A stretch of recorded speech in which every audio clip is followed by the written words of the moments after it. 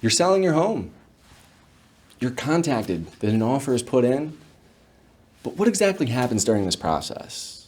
And is there anything you, the seller, should be aware of that could derail your plans?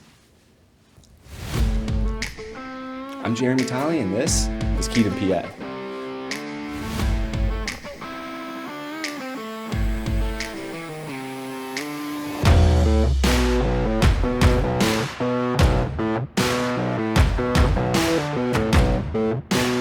The offer is one of the most exciting parts to selling your home. Adrenaline is pumping, all the prep that goes into getting everything ready is about to pay off, and you're feeling great. But before you celebrate too much, let's take a look at what happens and a few things to look out for in the offer process. What is the offer price? How much is the buyer offering for the home? And how much is the earnest money deposit? How much money is the buyer going to put into escrow up front to show us that they are a serious buyer and has us feel comfortable enough to stop marketing the property? Is there any seller help? Seller help is a term used for when the home buyer asks for assistance to cover some of the closing costs. Depending on the type of loan they are using to finance the home, this amount can range anywhere from 0 to 6% of the offer price.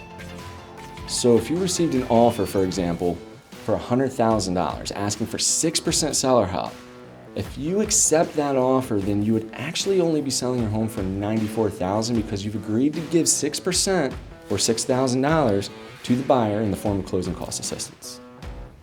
When is the closing date? Exactly when will the home buyer be prepared to sit at the settlement table to close the transaction? And what is the acceptance date? How much time do we have to reply to the offer before it expires?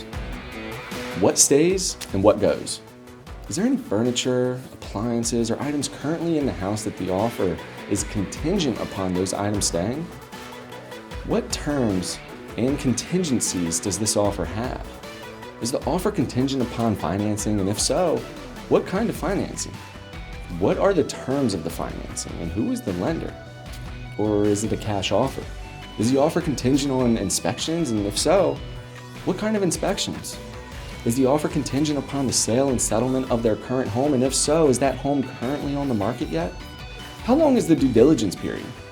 How much time is the offer allowing for inspections to be done, and how much time before the inspections are considered to be accepted as is?